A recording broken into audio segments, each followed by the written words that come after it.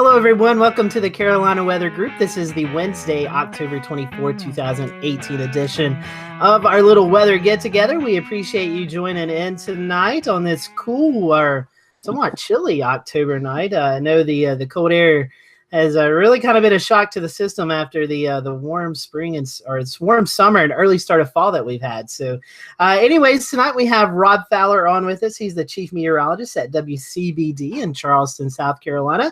And if you watched our program or listened to the podcast, you've probably heard or seen Rob several times on our show, but we've really never just had a conversation with Rob about different things. So that is what we're going to do tonight. And as you guys know who've been following, Rob's been requested by several of our listeners. So we're happy to have Rob with us tonight. This is a live broadcast. So if you have any questions or comments throughout the show, you can do that one of many different ways. We're streaming on Facebook Live and Periscope and also on our YouTube page. And if you're listening to the podcast afterwards, once it gets loaded up onto all the podcast platforms, we'll let Rob towards the end of the show give out his social media information. So if you have any questions or found yourself in Charleston, you can follow Rob and get the forecast. So with that, guys, Rob's kind of working on a tight schedule. He's got some news and some weather to do. So we're going to go directly into our interview and let's see. Okay, I was looking at our notes here on the screen. So we're happy to have Rob with us. So we'll get directly into our interview here. Rob, we appreciate you joining us tonight. I know it's kind of been quiet the past week or so, and I know that's a big relief for you. Well, it really has, Scotty, not just this year, but as the panelists know, we've had a pretty active last 4 years, 2015, 16, 17, and of course 18, going all the way back to the floods of 2015. So I think the folks here are weary, but at the same time, we obviously did not get the full force of Florence or Michael or Irma or Matthew or even the floods back in 2015. We got enough to just let people know that obviously we're a coastal city. We need to prepare as if we could be hit every single year. And then we have the snow in January, and I think a lot of people were excited about that. So we've had a lot of active weather here over the last few years, and I think a lot of us are ready for a break. Yeah, Robert, we were talking about that earlier before the show started, just the past several years, how active it's been in your area. But let's kind of step back for just a second. And for our followers who may be living in Western North Carolina or the upstate of South Carolina, what's it like to forecast in Charleston? I mean, it seems like a beautiful vacation destination that a lot of folks go to. They may only see it for a week or so in the summertime, but overall, what's it like to forecast in the beautiful city of Charleston? Well, I'm lucky to live here with panelists Jared and Shay as well. So we all get to enjoy the beauty of the low country.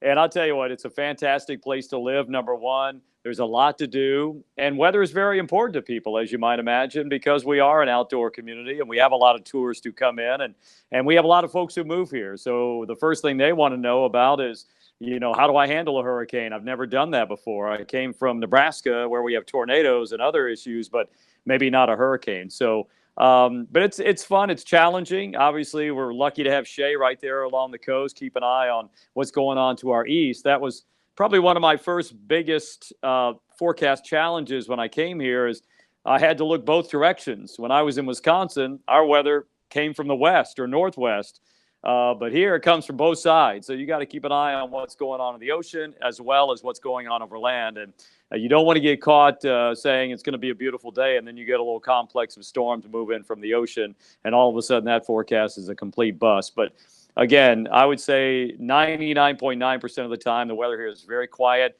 and really enjoy living here and enjoying the great weather, especially the kind of day we had today. It is. And Rob, it's a place where you alluded to a little bit earlier. You even get a little bit of taste of winter weather down there in Charleston. So it's an area that you get to experience all 4 seasons of the year. Well, and exactly. We don't get a lot of snow. And certainly what we saw in January earlier this year was our 3rd highest snowfall total. Behind the Hugo snowfall in '89. It didn't happen. It happened after Hugo. And then, of course, we had February of '73. So it was fun. The kids enjoyed it. The parents enjoyed it. They were sliding down what hills we have, embankments off of exit ramps off 526, one of our interstates here. But it was fun to watch. And but once we got beyond the threat of the ice underneath the snow, Scotty, then it was fun to cover. But first we had to make sure to let people know there's a layer of ice under the snow, and driving and walking and all those kinds of things that we don't normally have to do in this kind of weather can be treacherous and hazardous. Definitely. So we'll get into the snow event here in just a little bit. I want to bring in Shay and Jared because Rob, you guys in the Charleston area, you guys have a really tight-knit weather community. You can really tell it from the interaction that you guys, and Shay and Jared, I'll bring you guys in this. You guys, throughout your weather companies with Charleston Weather and Weatherflow, you guys get to work closely with Rob and just kind of talk about the relationship you guys have down there in the Charleston area. Sure, Jared, you want to go first? Yeah, I mean, there's a couple ways that this could have gone, right? Like, I think that when you have you're so used to, in Rob's case, I know that he's been used to being a man, and he's been just awesome. I don't think there's any other word for it. We're all geeks. We're all into the weather. We're all into this stuff. We all enjoy this stuff. Me coming in is just this again, for those who have followed me around for a while, haven't followed me around for a while, I'm just this random guy. I do software, and I do software and I like weather, and I happen to parlay that into something really cool.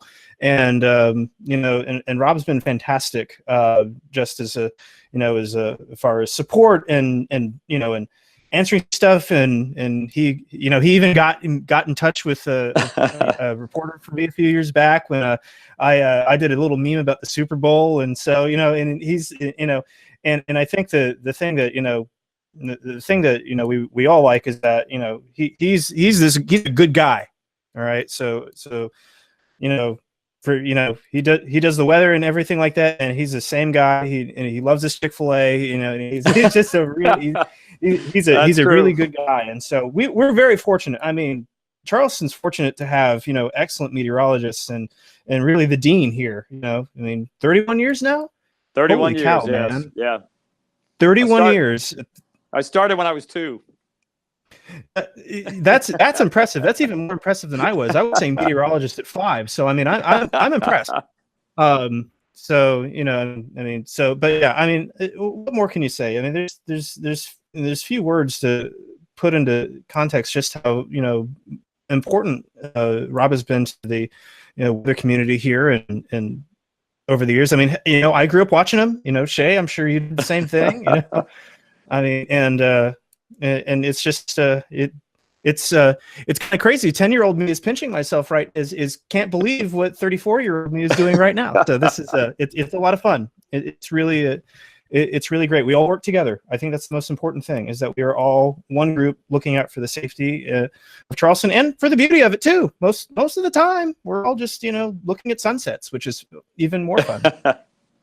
I totally agree. I think Jared took every word out of my mouth I was going to say, so I have nothing left. No, I'm just teasing. Rob is, I'm like you. I grew up watching Rob, and I was always fascinated with weather, and I always loved how he conveyed the message, and he conveyed it in such a way that made it interesting. It wasn't just just droning on a weather report. I mean, it was actual educational. It was an educational experience almost every single time.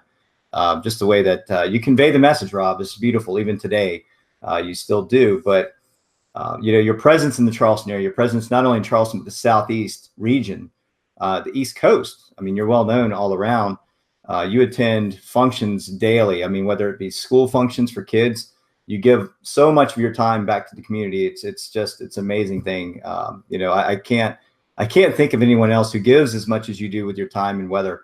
And people know you for that, and they appreciate it, and they value what you do for the Charleston area. So for me, coming on with WeatherFlow, being part of the coastal wind and water sports community, with wind and weather stations to add to the whole mix and bring something to the table, and be a part of this team it's great. I love it, and I appreciate it every day. And that goes up and down the coastline. But for me, growing up here in Charleston and being able to get back to the community in that way as well, working with Rob and others and Jared, it's a great experience. So back to you, Scotty. Thank you for that, and Rob. We appreciate you've always gave your time if we've ever requested. So we're happy to have you on tonight. And, Jared alluded to you being at WCBD for 31 years now. You've covered a lot of major events, and we've kind of picked a few. And if you have any more to add on to it, we'd love to. But before that, you're a graduate of Mississippi State, and I learned that you did some oceanography at Portland State, which that sounds pretty interesting. Well, I needed that for my AMS SEAL, and it ended up being the hardest class I've ever taken because it was long distance learning, and this was, many, many years ago. And they gave us a book about that thick with no study guides, and you had a whole year to take 3 exams. But basically, you had to know everything there was in that book, including the captions, which people warned me about. Read even the captions and the pictures. And at that time, I was young, and I would procrastinate, saying, I got a whole year to do this. And 6 months went by. I hadn't even started it yet. And then all of a sudden, I realized I better get down to business. And for those 6 months, taking 3 tests, they were all proctored. I took them at the National Weather Service here locally. And it was pretty difficult, but it taught me a lot. And just thank you guys for the nice words. The one thing about the Charleston market, and I think it transcends all the markets now, is with social media, we're all pushing each other to do more and to do better. And I think that makes the viewers and the listeners and the people in the community, I think they benefit from that. I look at Jared and I look at Shay posting. I'm like, I got to step up my game here because those guys are really getting out some good information. And I think it's easy for me. I just retweet them,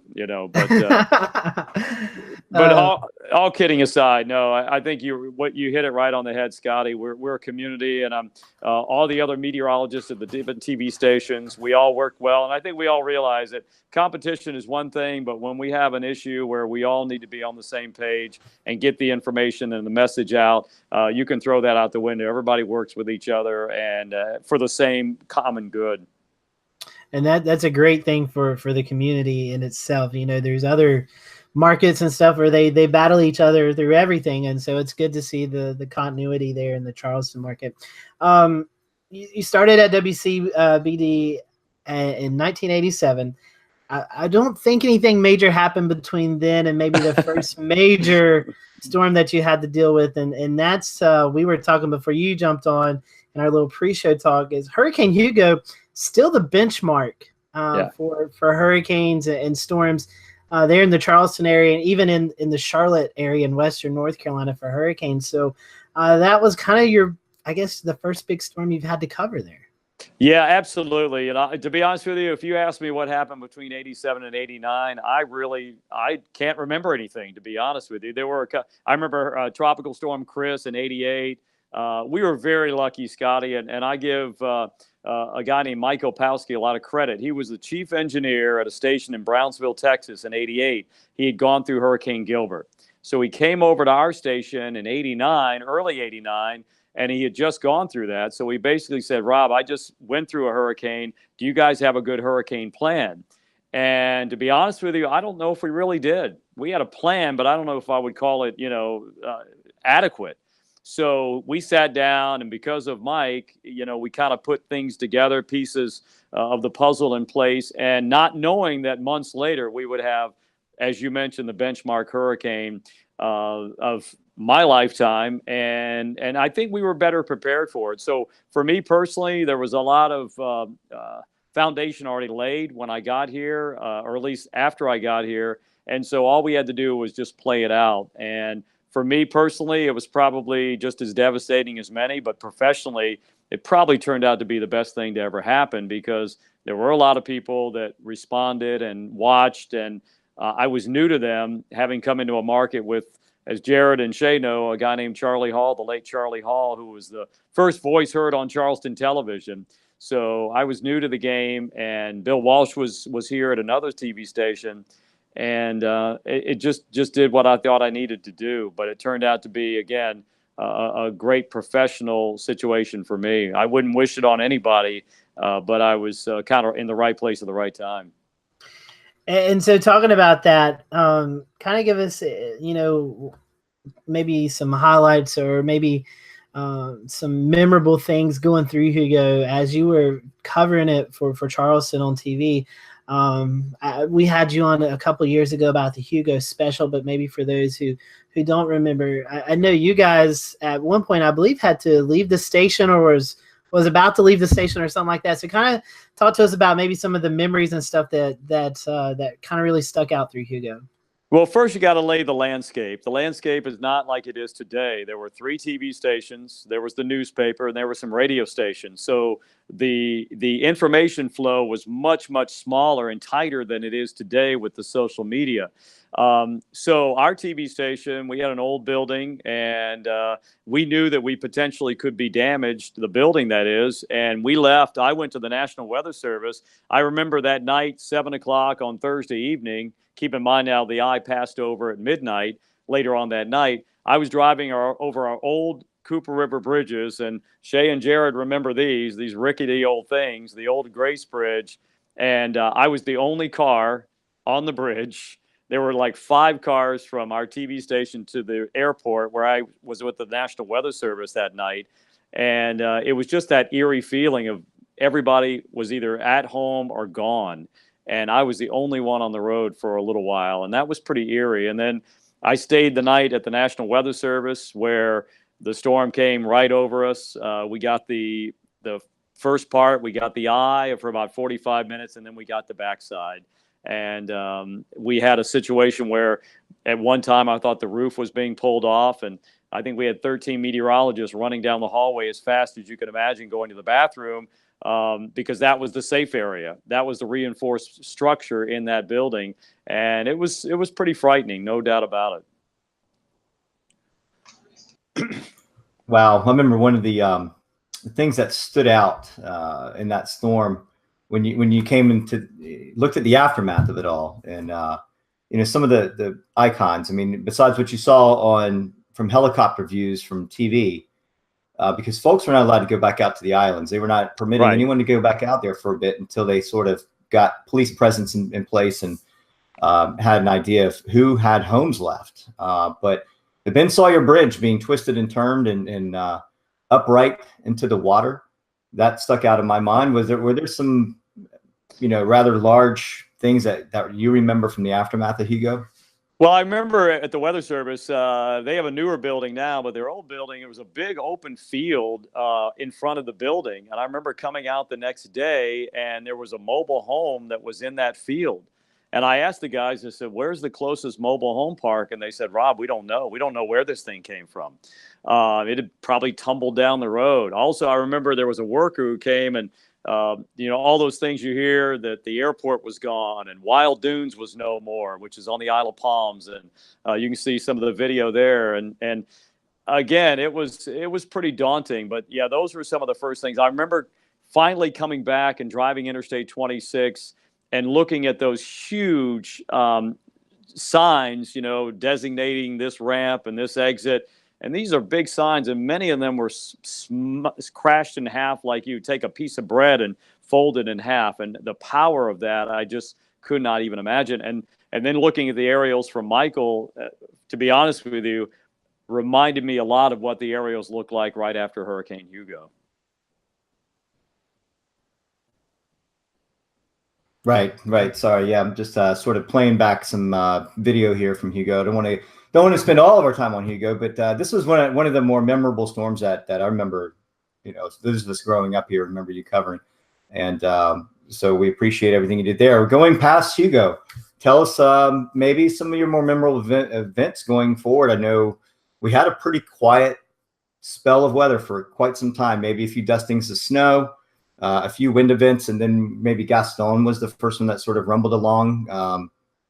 There were a couple of close calls off the coastline, but as far as tropics, we had a couple back in the late 90s, early 2000s. But tell us your experience with overall coastal weather. Like, what times of the year have you found more tropical activity or the larger scale events to affect Charleston more so than any other time of the year?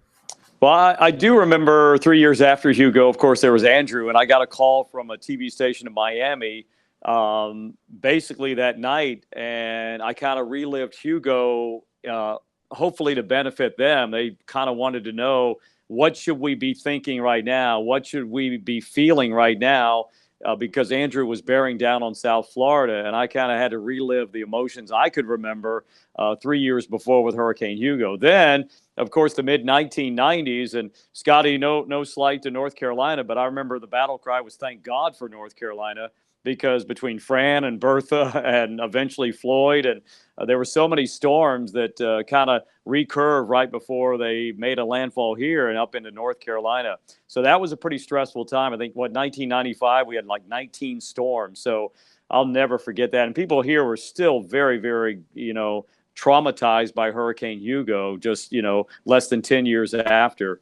And then as we got into Gaston, 2004, I remember, and Shay and Jared, you guys probably remember this, officially it was a tropical storm. When it came on shore, it was a tropical storm. But if you looked at the radar signature, it had an eye wall. It was a hurricane. There's no doubt about it. And then they upgraded it, I think, November later on after the storm made landfall. But that kind of formed right off the coast and moved inland. And that really re-emphasized to us and reinforced the fact that we got to be really ready to go at any time. These things can fire up that quickly. And it turned out to be, it wasn't obviously a huge storm, but it was enough to get your attention. And then after that, we had a little bit of a lull for a while. Of course, Floyd in '99, we know what happened there with the evacuation debacle. And that has actually helped us now. And what we had to go through with Matthew, especially, that now we've tested the plan that we really didn't have in place back in '99. Now we do have a plan, and it seemed to work out okay. But yeah, coastal weather, hurricane season, June 1st and November 30th, even though they can happen outside of that. We know that once we get into August, September, that we've got to pay attention, and we do. And now, obviously, the viewers are so much more weather reactive in terms of they know what's going on. They're on the models. They're looking at all the websites. So when they call and they ask you questions and they respond to you on social media, they're doing so with a lot of background that they've kind of stored away. Yeah, that was going to lead me to the next question of your the audience. Now, the coastal areas have developed, right? So we have a lot more people living here. The population growth has quadrupled since Hugo, or even more than that. I'm not even sure exactly those numbers, but all I know is that it's grown, and Charleston's one of the fastest growing cities in America right now. So do you feel like your message has changed over the years to fit more audience? We're all having to sort of reach out in different manners, right? Social media with smartphones, and you're even on, I know we kid around about Snapchat, but that's a rather creative way to get to the younger generation out there, right? So I mean, you want to get to the best algorithm out there that's getting to people the fastest. So tell us a little bit about your experience with how you've been getting the word out the most effective manner for your large audience. Yeah, you named them all, Shay. My daughter's the one who said, Dad, if you want to get to my people, you better get on Snapchat. So I do a Snapcast every day, and when there's bad weather, I'll get on there, and people seem to react, unfortunately or fortunately, depending on how you look at it. Times have changed where we're not sitting down and watching the news as a family anymore. People are out on the road and they're on the go, and we've got to get to them. And if it's via the phone, that's what we've got to do. So yes, we've had to change. People always say, well, Rob, you've been doing this for a long time. You probably don't work as hard as you used to. And I'm like, actually, I work harder than I've ever worked before, because you're trying to enlighten everybody on every single platform. Channel 2, that's our bread and butter. Obviously, we need to make sure that we take care of our audience there. But outside of that, between social media and radio stations, and obviously you guys do a great job too, getting in a longer form some great information out. And that's what we just don't have an opportunity to do every single night on TV. We have a certain time that we have to tell the story. And I love the long form where you can go in and you can answer specific questions. So yeah, it's been quite a challenge to try to get to everybody. When I got here, Mount Pleasant, I think, was 15,000 people, and I think we're close to 80,000+ people now. So that's a lot more people who have moved in. And so, Rob, Chris, you got one. I'm sorry. No, you're fine, Scotty. I was going to kind of tag on to Shay's question, because I thought Shay had a great question. Is actually what I was going to ask, but to add on to it, in 30 years of experience, you obviously have learned the tricks of the trade. What do you find is the best way to combat people with storm fatigue and being able to really, take warnings, heed warnings? They're there for a reason. In 30 years, I'm sure you got some great advice for, us, our viewers, and everybody that may be listening? Yeah, Chris, great question. Fortunately, we have had enough storms where the blood has continued to pump through, but there was a time there where I could tell that people were becoming complacent. There have been Hugo, and before Hugo, Gracie in '59 was really the storm that people talked about. So there have been 30 years between Gracie and Hugo when I got here. But it's tough, though. So many people have moved in, and I don't like the term "cry wolf," but it's used quite often when we say something might happen and it doesn't happen. People get a little bit complacent there and like, well, I'm not leaving next time. But as we try to express to people on the air, every storm is different. Every storm has its own personality. We have inherent problems here in Charleston. We see streets with water on them on a sunny day when you've got a full or a new moon. So and then add rain on top of that, it's even worse. So I think our viewers and Jared and Shay could probably back me up on this. We have some really good viewers and community folks who understand and get it. We just got to make sure that everybody understands. I'll tell you an interesting story. I go to a Catholic church on Sullivan's Island, and right after Florence, our priest, after he gave the homily, after it was all said and done, he said, "Before I let you guys go, I just want to say this." He said, I know a lot of folks are upset about the evacuation and the days off from school and the loss of business. He said, and I know some people are complaining about it. He said, but the bottom line is, didn't we pray for this, for Florence not to hit us? So I said, I'm going to use that, Father, because that's good, because that's kind of what we had hoped for. And then when it didn't happen, people were disappointed in a way that it didn't happen, if that makes sense. No, that's a great point. I know that the city of Charleston, specifically the mayor, Tecklenburg, and his staff are tuning into the weather service, to the local meteorologist more so than ever. The constituency is demanding higher resiliency marks. So they're really starting to jump in and figure out what's going on. We had Doug Marcy on from NOAA to talk about sea level rise here last year, and that was a great show. But yeah, I mean, we're all tuned into it and we speak about it, and we try to relay the message, even though we're not hydrologists by trade. Sometimes we are kind of forced into that situation to talk about how the weather exacerbates that as well. So it's a tough line to walk, but we have to convey the message, and it's a repeated thing. It's happening more and more frequently. So we have to factor that into what we're doing. Absolutely. And Shay, you were talking about this, and Chris as well, talking about storm fatigue and kind of taking things serious. We did have that spell in the mid to late 2000s into the 2010s, I guess we could say, of not really having a lot of stuff to combat with the tropics. We may have a few storms here or there, but nothing major. And then, Rob, we were talking at the start of the show, the last 4 years for you guys, even though Joaquin wasn't a hurricane that hit Charleston, it still brought devastating flooding to the area. And then we've had Matthew and Irma and, brushes with Florence and Michael. So talk to us more recently, starting with Joaquin and the flood. And I think that's how actually you introduced me to Shay, and that's how we got Shay on the show. But Joaquin was a major event for you, and it wasn't really a landfalling hurricane. Yeah, that was kind of the perfect storm. We had other things. We were going to get rain anyway. We were going to get a lot of rain anyway. Stalled front, low pressure. But Joaquin, the fire hose effect that we all see on the satellite presentation was, I was sitting here, and I know I talked to Shay a lot during that time too. I was like, I've never seen anything like that before, where it just kept oscillating up and down the coast, Myrtle Beach, back down to us, up to Myrtle Beach, and it just kept spraying us. So, and then obviously what happened, in the Midlands, I think, Chris can speak about that all of a sudden the water levels with the dams breaking, that all has to come somewhere. And it came down here through the PD and eventually towards the coast. So that was something else. That was hard to really put into words what happened then. And of course, then followed up by Matthew and then Irma. And then, as you mentioned, obviously Florence and Michael this year. Fatigue, boy, that's a tough one. We just got to keep people on their toes. And even though they're tired and they're weary, we've got to let them know that each and every storm is a potential threat to us, and we have to take it as such. Absolutely. And you're talking about, 2015, the things that we saw up here in the Midlands, I've never seen in my life, and hope I never ever see again. We had like 6 to 8, maybe 10 hours of just like 3-inch per hour rainfall rates. I mean, just incredible amounts of rain that just didn't stop coming.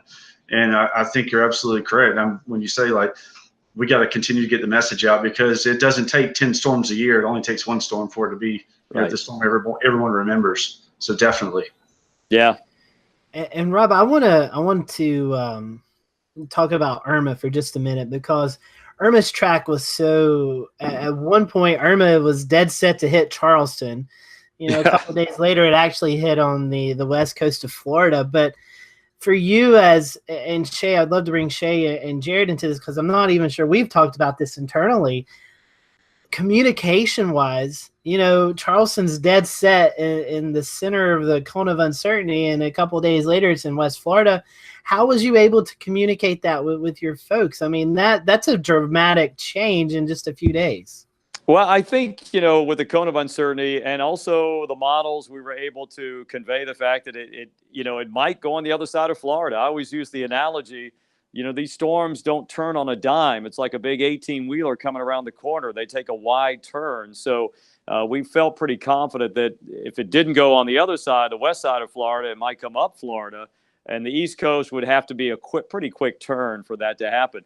But at the end of the day, and you guys know this, the east side of Florida, even though the center went on the other side, probably got worse weather than the west side of Florida. I know we had 4 tornadoes. We had those rain bands come in, and we had 4 confirmed tornadoes from Hurricane Irma, in addition to all the rain. And there was a lot of devastation down to the south in Hilton Head Island, Seabrook, Edisto.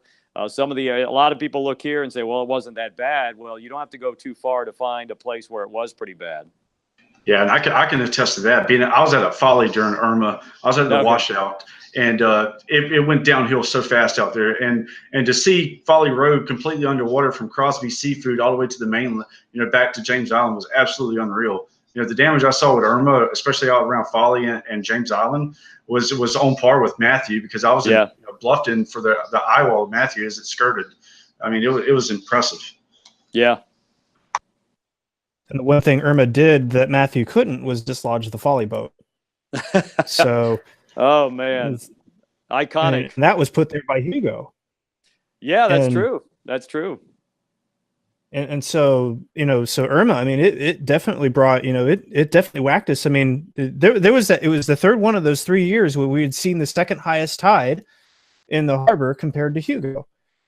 And I mean, that was a very harrowing thing. I mean, there was a lot of flooding at the same time we had the tornado warnings. At the same time, we had, a good bit of wind impact along the coast. Chris, he was down there. Yeah, did some things he'll never do again. Yeah, he did some things he'll never do again. I remember watching those videos with you, and I mean, it was. Oh yeah. And that was a hard one to message, because it was going into Western Florida, and it's like, oh, but the cone, we're out of the cone. There's no problem now. We're out of the cone. I kept, I kept taking calls and messages from friends. It's like, y'all are really freaking us out about this. And it's like, there's going to be something. I remember doing a live stream for Post and Courier during Irma, and somebody was like, oh, you're just trying to get your 15 minutes of fame. It's like, no, that's not it. This is actually going to do something. This is not going to be a non-event. It might not be as bad as it could be, but it's going to be, but it's not going to be a non-event. And so, we've had a few of those, Robin, and I'd be curious to know, how you try to go about messaging that uncertainty, because that's the thing that we have the hardest time with. And I think because folks are so educated now on the weather, because social media allows everybody to go and look at the models, and there's some wonderful websites out there that people can use and trust. I think when we give the message, they already have an idea what may or may not happen. But I think by showing the different models, whether it be the European or the GFS or the NAM or the WRF or any of those models, I think if you lay it out and you give it to people in a nice, concise manner and say, listen, this could happen or this can happen. We just don't know, but we have to be prepared for either one. I think most people can relate to that. They understand that weather is going to change, and especially with tropical weather, these storms do have a mind of their own. I know that's a cliche, but it really does kind of come into play, because we've seen storms do some really strange things. But I think we can convey that message to our viewers. And then for those who have moved in here, we have to reassure them that, the best part about hurricane forecasting is we can see them. We know what's going on. We can't stop them. We can't control them, but at least we know they're out there. And we're going to let you know and step you through what you need to do just in case we are impacted. Well, that leads me into the next question. Unless there's any other questions from the panel, I do have a viewer question I want to get to Rob before he signs off. Does anybody have anything to add real quick? I wanted to briefly talk about this year's snow event that you guys had. I know, we've talked about hurricanes and flooding, but not a lot of people associate Charleston with winter weather. And this wasn't just a measly snow. This was a crippling winter storm that caused several days worth of issues in Charleston. So as we kind of wrap up the weather portion of it, talk to us a little bit about what occurred earlier this year in January.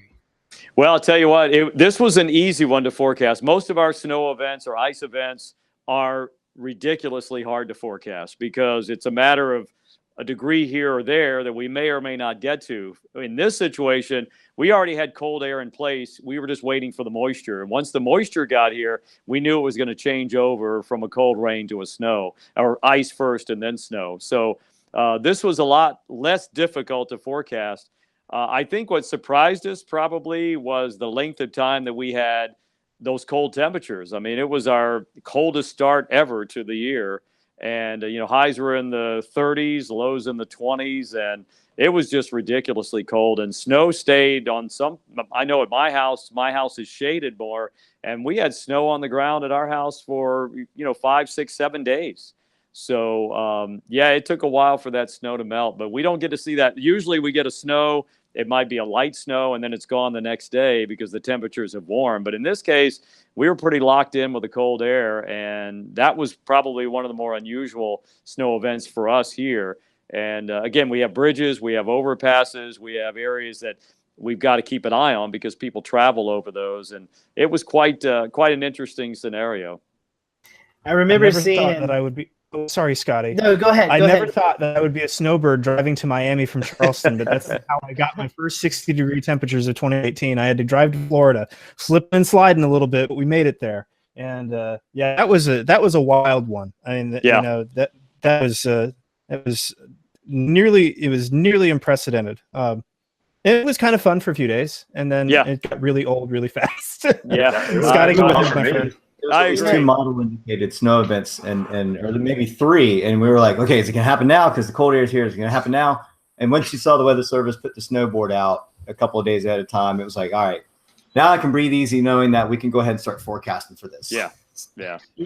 Jared, we were doing our live streaming here, and I think we had the camera out at Somerville, and just to see it progressively get snowier and snowier. And at one point, I think it was a complete whiteout, but I remember just seeing some of the pictures of the snow-covered palm trees of downtown Charleston and stuff, and just something like you said, Rob, you guys don't get a lot of, but I'm sure when all the busyness and chaos of covering it on TV, I'm sure you got to enjoy just a little bit of it because it maybe reminded you a little bit of Green Bay. Oh yeah, we had a snow fight or two here, and we actually, what was interesting is we recorded some winter promos while it was snowing because we normally don't see that in real life. We have to kind of put that on the green screen, but it was kind of interesting to do that. But like I said before, I think once we got the seriousness of the ice underneath, and then we on the air, we were wall to wall, we could have fun with it because people were having fun with it. But we had to make sure that people understood driving and those kinds of things. I would not advise, but if you want to go out in your front yard, build a snowman and have a snowball fight, go for it. Definitely. So some good times. Well, Shay, I know you had some viewer questions. We're getting to the top of the hour, so we gotta let Rob get ready for the 10 p.m. news. But Shay's got some viewer questions, and I got just a couple of things towards the end of the show. So Shay, go ahead. Sure. I got one viewer question, and it's from a mutual viewer here, Meredith Kennerty. You know her. Oh, yes, Meredith. Great. And she asks, can I ask what weather changes are on the way for the East Coast for Charleston County in the next few weeks? Now, we know we have the beginnings of our first nor'easter event starting here from. So I'll let you take the wheel. Yeah, obviously we've got some rain most likely coming this way and cooler temperatures. What we're a little concerned about is potential for maybe that low to come inland a little bit, and we get in the warm sector tomorrow night and early Friday. Could see some thunderstorms, even the potential for tornadoes. That's not out of the question, not off the table right now. So that's the track of the storm, still a little bit uncertain, but we'll continue to fine tune that. Meredith is always very loyal and loves to watch and hear about the weather. After that, I think we're going to continue the roller coaster ride that we've been on here lately. What's interesting is we just had our warmest September on record, and really the first 3 weeks of October blowing away the warmest October on record. If the month stopped today, I think the average temperature is right now 75 degrees. It would be the warmest October on record, but we know that the temperatures are going to cool down. We're going to chip away at that. We're still probably going to have one of our warmer Octobers, but probably not the warmest when it's all said and done. Here we've got a week left to go. I was going to say, Cindy joining in tonight, Angie both saying hello, and they love to watch you on TV, Rob. Catherine talking about you being able to go visit schools and talk to weather about the kids. You do a kids weather picture, I think, every day. So kind of talk to us maybe a little bit about that. Well, I'll tell you what, the weather pictures I love. We have a 4 o'clock now, so we do weather pictures at 4 and 5. So any of the folks listening and watching here from Charleston, you have kids, have them draw a picture and send it in. But I'll be honest with you guys. Probably the most fun I have is going to schools. There is nothing like getting in a room full of 100 second graders or fourth graders. Those are the 2 grades that usually study weather here in South Carolina. And they're big, wide-eyed, and it's not because the guy in front – hey, there's a weather picture. It's not because the guy in front of them is on TV. It's just they love to talk about weather. They love to tell you stories. And that kind of fuels me. If I'm tired, it's been a long week, and I've stayed up late, and I've lost some sleep, you walk into the classroom, it just re-energizes you. So we get some really good weather pictures in, some really insightful pictures. And probably one of the higher compliments I've gotten was from a mom who her child had drawn a storm as a big monster and had kind of really struggled with storms and got very scared. And so what the mom said when she saw her picture that I showed on the air, she realized that that's how her daughter perceived storms, as a monster, and they were able to kind of work through that just a little bit. So in a way, maybe a little bit of therapy. But yeah, that talking to the kids, that's one of the best things that I get to do in my job. Very lucky and very blessed to do that. That's really cool. And I know kids, they love weather. They love talking about all that. One more question before we let you go. Okay. This is a new series that we're doing here on Carolina Weather Group. We bring in meteorologists at least once a month like you. And last month we had Damon Lane. We kind of talk about the city that you're in. So for those who may have never visited Charleston, what is some things that you recommend, things you like to do in Charleston, maybe a few restaurants you like to visit, and maybe just some cool things about Charleston that folks may not know? Oh, gosh, it's a great place. I love the beach, love downtown. We probably don't go downtown enough. In fact, when I go downtown, it's usually because we have people in from out of town that I'm showing them around. And my comment is always, why don't I do this more? Just park and just walk. We have a wonderful farmers market every Saturday morning. We have what's called Second Sunday. Every second Sunday, they close down King Street to vehicular traffic, and it's all pedestrian up and down. It's a great time to come, especially when the weather's nice, which is most of the time here. What else? The aquarium's nice. Hall's Chop House, best steaks in town. A little pricey, but it's worth every penny because they have great service down there. And then I like a lot of restaurants here in Mount Pleasant where I live and where the TV station is. And again, there's a lot to do in Charleston. If you can't find something to do, it's probably your own fault because there's a lot going on for sure. And I know Jared and Shay can back that up. And Chris has been here. Folly Beach is a cool place. There's no doubt about it. But there's a lot to do here in Charleston. Yeah, we're still going to get you out kiteboarding with us, Rob. We're going to get you out there one day. That's one of these days. I need to do that. All right, Rob. Before we have you promote your social media, one quick question: what's the outlook for the Packers this year? I know we're almost halfway through the NFL season. What can we expect for the rest of the season? All right, we're 3-2-1 right now. I spent some time in Green Bay, and the vibe is really good. Aaron's got his brace off. We've got Randall Cobb back, Geronimo Allison, our 2 big receivers, in addition to Devontae Adams coming back. I wish we could have signed Khalil Mack. That would have helped the defense, but we're just going to outscore people, Scotty. We'll give up some points on defense, but except that we got the Rams and we got the Patriots back to back. So I think the next two games will really. I'll come back on the show after those two games are over, and we'll let you know. I feel pretty good, but we got to play them on the road, and we're playing two of the better, obviously the best teams in the NFL over the next couple of weeks. So this will really be a telling tale of how the Packers season will go after this. But you have absolutely one of the best quarterbacks there is, and that's Aaron Rodgers. And when Aaron Rodgers on the field, you always have a chance to win. And let me tell you, I was there Monday night watching them beat the San Francisco 49ers. And anytime you got Aaron on your team, you have a chance.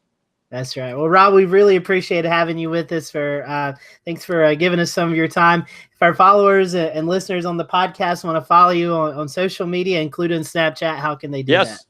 Well, Rob Storm Team 2 on Instagram, on Facebook, Rob Fowler on Facebook, and Rob Fowler WX Weather on Snapchat, and Twitter is Rob Storm Team 2. So if you search Rob Fowler, you'll probably find me somewhere. We're trying to be all over the place, no doubt about it. I haven't gotten into a couple of things yet I don't understand. I'm old, so some of these social media things, but I'm trying to do the best I can. Oh, we got one more question from Scott Franklin, and we talked about this pre-show.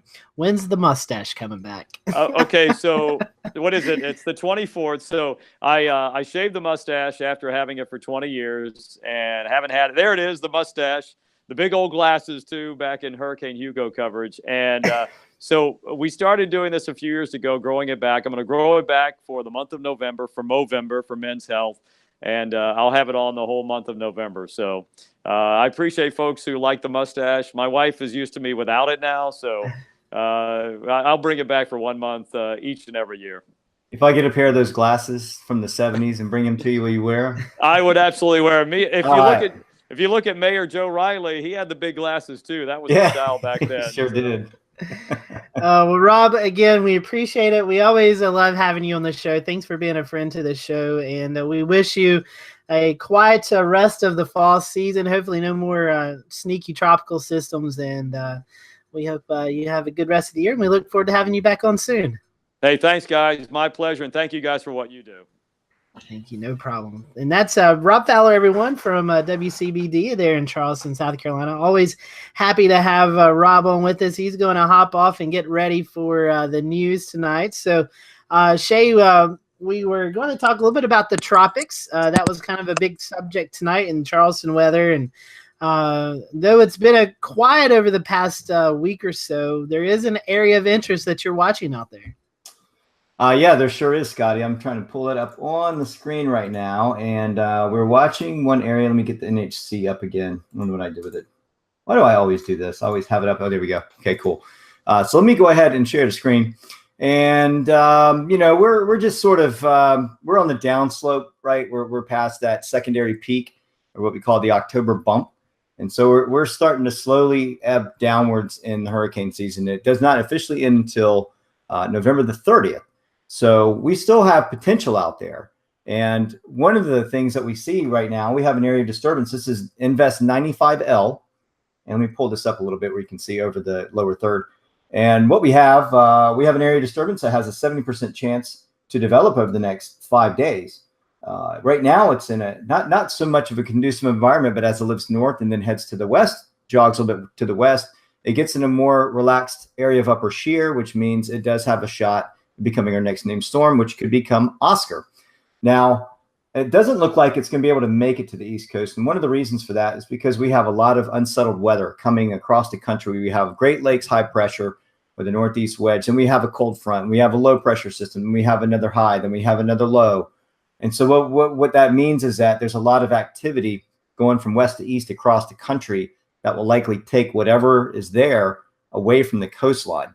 So that the chances are pretty high for this never making it to the East Coast, but we always have to watch for any shifts or changes that would occur. The sea surface temperatures are warm enough still to sustain an environment, a surface environment of warm sea surface temperatures. This being right about in this area here, it's going to be heading towards warmer, generally warmer sea surface temperatures. Bermuda really should be watching this system right now. And that's about as far west as I think it's going to make it. If it goes any further west, I have a strong feeling or strong suspicion that it would get pulled away from the coastline. It's just a little bit too early to tell. The models are being a little bit shifty. There's not a lot of agreement. There isn't a lot of continuity in what we're looking at. But for right now, for this track, is what we're looking for the next 5 days. So it doesn't look like it's going to go anywhere fast. But Bermuda should be on the watch for this, because we've seen storms near the N's and the O's towards this time of the year. Nicole comes to mind from a couple of years back. And we thought that would only be a minimal Category 1 hurricane, and it actually rapidly intensified into a Category 3 and hit Bermuda. And so this is the time of the year where these little small surprises can exist and really take a good crack at Bermuda. And Bermuda is just kind of out there like a big target for these systems that tend to drift towards the west and they get pulled away from the coast. They end up coming up from the south and taking a good swipe at them. So I always think back on storms like Nicole, just for a reference point. So that's what we're looking at right now. Everything else looks okay in the Atlantic Basin. Nothing in the Gulf of Mexico to look. That we were watching the Western Caribbean for a little bit, but everything sort of has calmed down there. And that's it for the Atlantic Basin. We are under El Nino watch. We're very close. I think we're very close to getting an El Nino designation in the Pacific Ocean, in the equatorial Pacific. So we'll be watching for that. And next month, that will come out sometime, maybe the second week of November, when NOAA releases the ENSO diagnostic, or the PDF. They'll come out with a product that tells us whether or not they've gone ahead and leaned on an El Nino instead of an El Nino watch. But they may keep the watch going for a little bit longer. Either way, that's going to have some impacts along the East Coast, and we'll be talking a bit more about that in our future shows as we get closer to that time. Back to you, Scotty. Thank you for that, Shay. I sent a message on our little internal chat here. I don't know if Chris or Jared's seen it, but we do have a storm system that looks to be affecting the Carolinas, both North and South Carolina. So first I'll go to Chris to kind of give us a setup of what's going to happen, and then we'll give it to Jared, who Jared, you and Shay both will be monitoring the severe threat along the coastline. Awesome. So, yeah. Glad you mentioned that, Scotty. I actually had it pulled up here. But what's going to happen here over the next day or so, we're going to have a surface area low pressure that's going to develop over the northern Gulf Coast. And as it moves off to the east, it's going to give us all kinds of funky weather. I'm going to share my screen here. And this is the NAM high resolution model. Basically, we're just going to go out in time here. We're going to go to Thursday. Let's go to tomorrow afternoon. Let's see here. Boop, boop, boop. About right here. Here's tomorrow noon. You can see temps across the area is going to be in the mid 50s to low 60s. And then as we go forward in time, by tomorrow evening, we're going to hit about 60. And then you see this cold start to invade us from the north. That's as the wedge builds in with high pressure that's going to be situated over New England. Now, that's going to give us our cold air at the surface. With that being said, we're going to have a surface low that's going to move across Florida, and that's going to come skirting up the East Coast. And as I go forward here through time, this is Friday at noon, 2 o'clock Friday afternoon. You can see 45 degrees in Spartanburg, with it being darn near 70 in Charleston, with it being right around 50 in the Midlands, around Columbia. You know, some of the stuff I've seen, I don't know if we're going to be able to get out of the 40s in Columbia on Friday, which is kind of crazy to think about. And then looking at the precipitation factor of it. It looks like most of the precip's going to hold off until early Friday morning, probably pre-dawn 4 to 6 a.m.-ish Friday morning, starting in the upstate and the Midlands, and then eventually get down to the coast. And as I go on through time here, this is Friday by noon. You can see how rain just starts to cover up the entire area for the most part.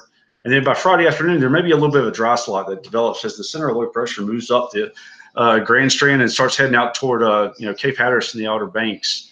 And just have to watch basically that track. Exactly where it goes is going to be determinant on the kind of weather we get. I know the SPC has Charleston area in a marginal risk for Friday for severe weather, with the chance of maybe a couple tornadoes, just depending on the track of the load. And so that's going to be really important to really see where that load tracks, and only time will tell with that.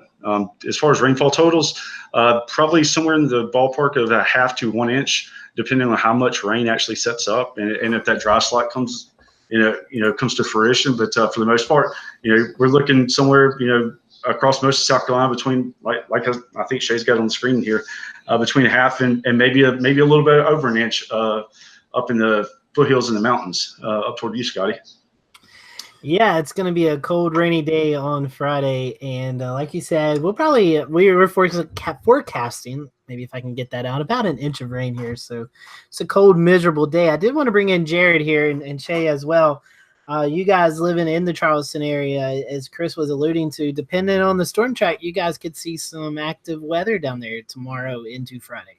Yeah, we sure could. This storm is basically, and I did want to mention this before when we were talking about tropics, that it is remnants of Hurricane Willa that landed in Mexico near Isla de Bosque, which is the Isle of Forest, just south of Mazatlan.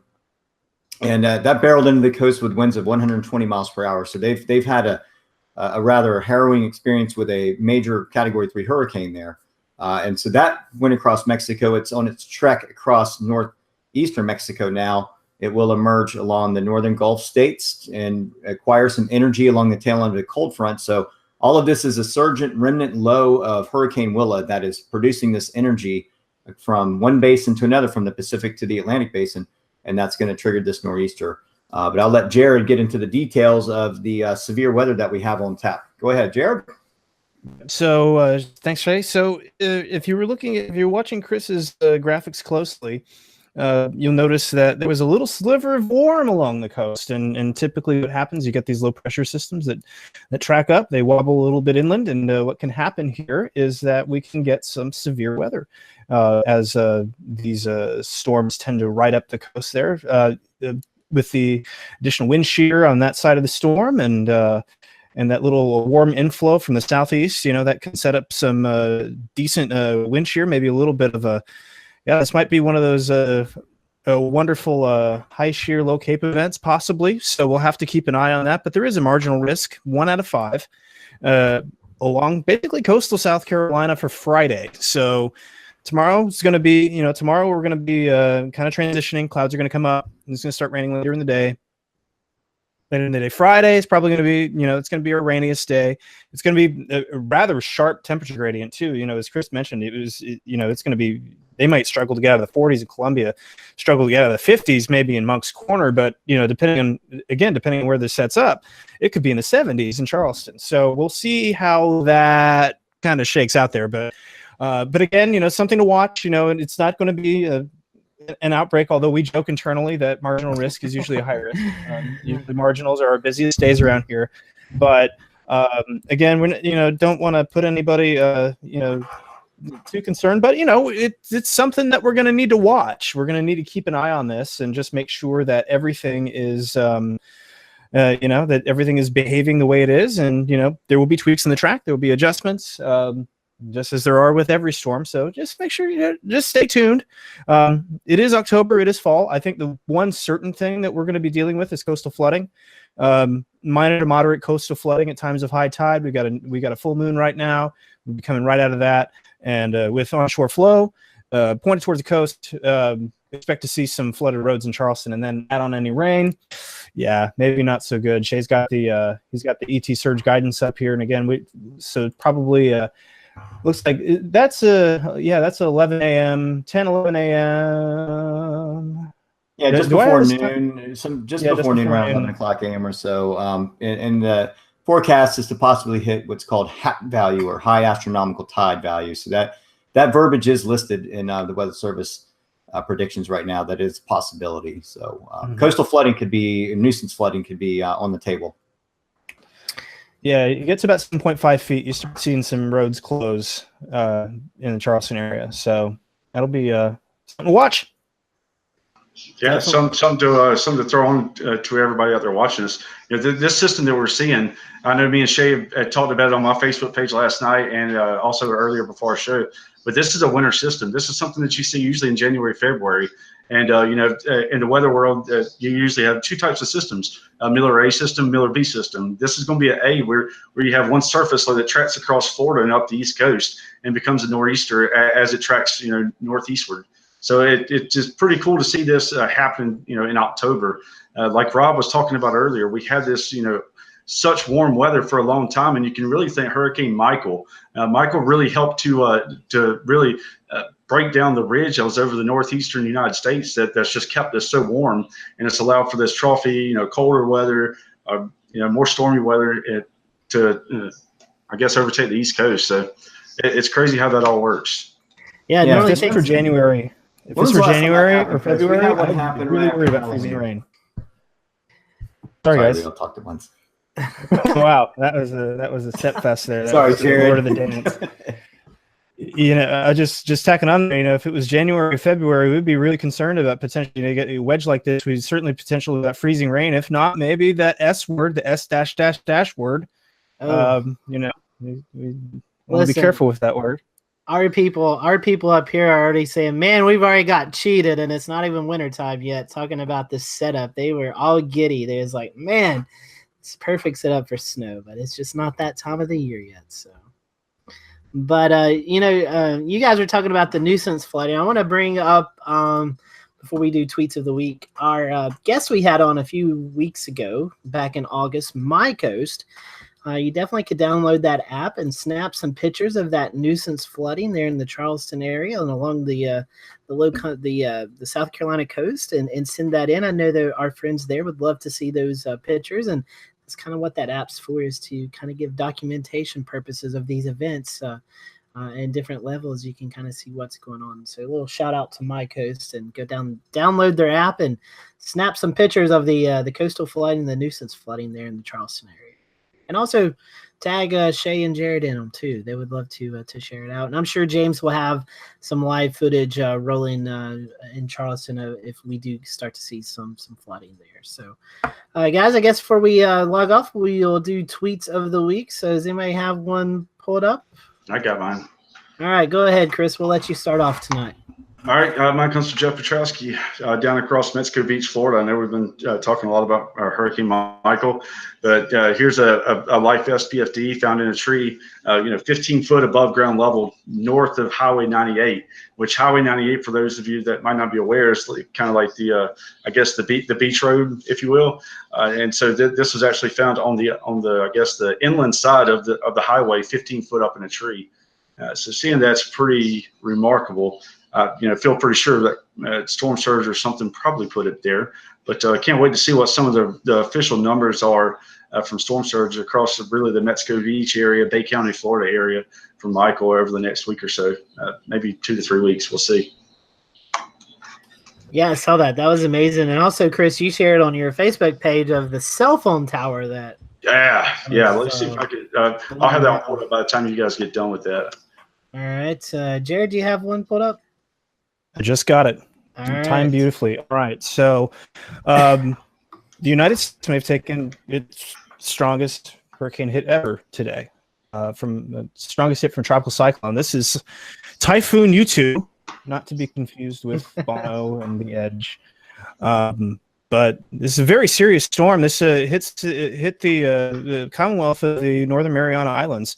This is United States territory. A lot of people there, a lot of NOAA people there. Our friend, Shay, our friend Doug was just there a week or two ago, checking out some of the efforts out there. I have a friend out there right now who is as hunkered down as she could be. This is the third storm that they've dealt with, and this is by far the hardest hit. May have had 180 mile an hour winds at the time it hit. The island of Saipan stayed in the eye wall the entire time. The island of Tinian, I hope I'm saying that correctly, was completely engulfed in the eye. This is a shot from Jim Ed's at Extreme Storms. And all of Tinian is in the eye. And that must have been quite a sight with a full moon. But the damage is not great. It's not good. It's going to be hard to get comms off of an island for a while. There have been some photos floating about. We'll authenticate those and pass those along. But the 180 mile an hour storm, kind of just crazy to think about, and how these typhoons tend to bomb out, and this is just going to keep on keeping on over the next couple weeks as it heads westward. This is towards Japan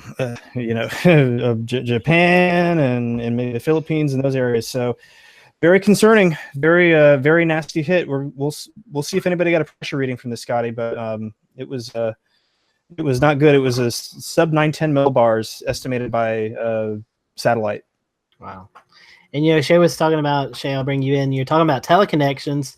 This will have an effect on our weather too. Maybe not in the near future, but kind of shifting.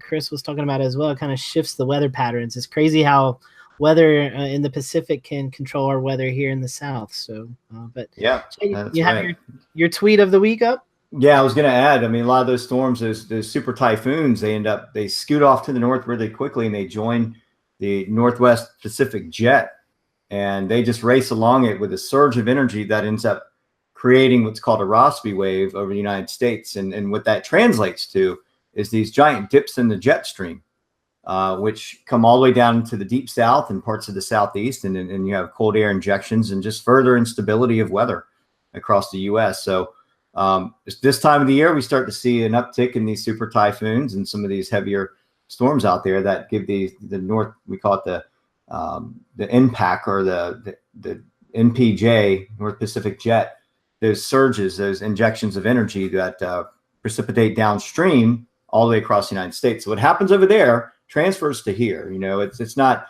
it's just storming over there. Well, everything affects globally all the way around the planet. So where one storm affects somewhere, it has a transfer effect in another area a lot of times too. Let's see, my tweet of the week. Mine is more kind of ongoing. I just kind of picked up on this story a little bit ago, so I'm not totally up to date. But there's a huge intense wildfire going on near San Luciano at Gordino, Belluno, North Italy this afternoon. So I don't know if you can see it here, but it's a pretty intense fire in a very deep gorge, and there's some really strong winds driving this through the valleys, the mountainous areas there. And Scotty, you of all people know that once these things start in the mountains with high winds, there's no stopping them. I mean, there's definitely no stopping them, and they jump over mountain peaks to other valleys, and they spread very quickly. So our thoughts are with them in Italy. I'm going to find out a little bit more what's going on. I just want to give some breaking news on that so people kind of tune in and are aware of what's going on in major. I mean, this is not very common in that area either. Yeah, definitely. So that, the only way to combat that is by air, with dropping flame retardant material from the skies. So that's definitely thoughts for them. We were dealing with that a couple of years ago here. Thankfully, we haven't had to deal with that lately, but wildfires in the mountains are not good. I hate doing this because I don't like sharing my own tweet, but I really found this fascinating. This was over the weekend. We had that strong cold front that moved through the area, and Appalachian State University, they've assembled a weather station on top of Grandfather Mountain. And Grandfather Mountain is one of the highest locations in North Carolina besides Mount Mitchell.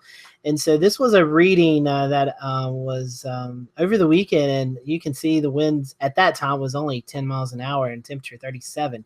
But if you look down here, I highlighted it. The maximum wind gust over the weekend on Grandfather Mountain was 102 miles per hour as that cold front moved through and that northwest flow really kicked in. We had some snow over in eastern Tennessee in the Rome Mountain, Carver's Gap area, and then up in Snowshoe Mountain up in West Virginia. A few flakes in North Carolina mountains, but the wind was the major story. In fact, the Woolly Worm Festival that takes place in Avery County every year was closed for Sunday. All the tent displays and the merchants there. I'm not sure what happened there, if there was no communication, because high wind warnings were posted for Saturday night. But a lot of the material and stuff was destroyed by the winds. So unfortunately, it shut down the Woolly Worm Festival for Sunday, and that's a big event in the Banner Elk community. So again, some very damaging winds that took place over the weekend in the North Carolina mountains. And this weekend, if you're heading up to the North Carolina mountains, you could see some snow up there Saturday night. It looks like the first real chance to see some accumulating snow will happen in the North Carolina mountains as the nor'easter pulls off, we start to get this northwest flow pull back in, and we could definitely see some snowfall in the North Carolina mountains this weekend. So snow before Halloween always makes all the folks up there, especially in ski country, happy. And hopefully they can get their snow up there this weekend. It'll be a great snow season for the North Carolina mountain folks. So, Chris, I think I seen you had the photo up the cell phone tower. We'll see that, and then we'll kind of close from there. Yeah, the roller coaster. Yeah, exactly. I mean, just I'm sure there's somewhere down in Florida, but that's pretty impressive. Especially from the standpoint, most cell towers are different than a lot of your old school TV towers. They're freestanding. They're not held up by guy wires or anything like that. And you just see this entire structure is just absolutely bent over like a toothpick. And a lot of things with the truss design, right here in the middle where my mouse is, the truss design is only as good as the trusses are. Once the trusses fail, there's nothing to hold it up. So I'm sure at some point there was a weak point, and it looks like Hurricane Michael exploited that weak point and bent that cell phone tower over. It's pretty insane. I'm not sure which company that is, Chris, but that may explain why there's very limited Verizon service down there. It could very well. Can you hear me now? Yeah, I know. I know a lot of folks are still down there talking about, there's not really a lot of service down there, and that may be why, because I know Verizon's not working too well down there. So thank you for that photo. And so next week, guys, I don't know about you, but I think we're all happy it's an off week for us. It is Halloween, and a lot of our panelists have kids, so we're going to enjoy the trick-or-treating and stuff like that. We're going to take a break because, gentlemen, I think since the last part of August, we've been dealing with hurricanes, Florence and then Michael, and so it's time for a little bit of a break, and we're going to kick back and relax next week, but we're still going to have a show. Myself and Chris and James was able to attend the Weather Fest, or what was the name of it, Chris? Was it Weather Fest? Oh, man. That's what it is, Weather Fest. Candace is going to kick my butt if I don't get this right. It was Weatherfest. It was up at the Schneel Museum back in August. Myself and Chris and James, we recorded a podcast up there with some video, talking with some of the different vendors and stuff. So we're going to air that next week. You're going to see that. And then we're going to be back on air live on November the 7th. We're going to be talking with Doug Kilderbrand from NOAA. He is actually the brand coordinator of the Weather Ready Nation, and we're Weather Ready Nation ambassadors, as well as Charleston Weather and South Carolina Weather, and Shay with Weather Flow, and myself with Foothills Weather Network. So we're all Weather Ready Nation ambassadors, as well as Carolina Weather Group. So we're going to be talking about the Weather Ready Nation and ambassadors on the 7th of November. And then the following week, we're going to have Melissa Griffin on, our friend from South Carolina. She is the assistant South Carolina climatologist and the COCOROS director for South Carolina. So Melissa is going to join us on the 14th to talk about the COCOROS network and how important that is. And then it'll be Thanksgiving, guys. So we're going to have that week off. And then we end the month of November with Dr. Tracy Farna. Something that has been talked about in Florida before, Michael, was the red tide. And so we're going to have Dr. Farna on with us to talk about red tide and what that means and how the weather affects it. So as we close out the month of November, we'll have Dr. Farna on with us. Looking into December, Mark Sudduth will be on December the 5th to kind of talk about Florence and Michael and his chases, hurricane chases this year. And we're working with a guest from the Weather Channel to kind of recap the 2018 weather and review. And then we'll probably have a fun show towards the end of December. So it's hard to believe, guys, that we are hitting the home stretch here of 2018. Not a lot of shows left. I will say this, December the 4th will be our 5th year anniversary for the Carolina Weather Group, so we may have to do something special then as well. But guys, it's been a good year. It's hard to believe it's almost over. Yep. I got real quick about the red tide. This is going to be a really important show. There have been a lot of beaches closed down south near Fort Lauderdale, near Miami. Even some beaches were at risk and still are at risk all the way up into the Panhandle post Michael. And so what it is and we're not going to go into a whole story about it. I'm just saying there's a specific type of dinoflagellate or bacteria that's becoming problematic to these beaches, and it's called Carenia brevis. And what it is it gives off neurotoxins and brevetoxins. And people encounter that as respiratory issues. Like they have shortness of breath, their eyes sting. And you see a lot of swimmers and kiteboarders and anybody on the water, they're just sort of just dealing with it. And what I want to say is, if you're watching this show, if you're encountering that, get away from that area quick. This has long-lasting effects to you. You don't want to mess with this stuff. It's really nasty stuff. And so we're going to have our guest on to talk more about the science of that and how it forms, maybe some of the man-made issues possible, tropical issues. everything of the sort. There's a lot of science with this, so it's going to be a really good show to watch. But if you're encountering that now, get away from those beaches, report it to the local emergency management. The fire department's a good start. Now you can even 911 it if you want to. It's that important. But definitely report those issues, because this is the kind of thing that can cause long-term brain damage to people. So we'll get into that on the show, Scotty, but I just want to give that safety message out there. Yeah, we're definitely looking forward to that and learning more about that. So we appreciate you guys joining us. We hope you have a great weekend. Have a safe Halloween week next week, and we'll see you back here live for our next show on November 7th. So until then, we hope you have a great one. Stay dry on Friday. It's going to be a pretty nasty day throughout the Carolinas, so stay dry.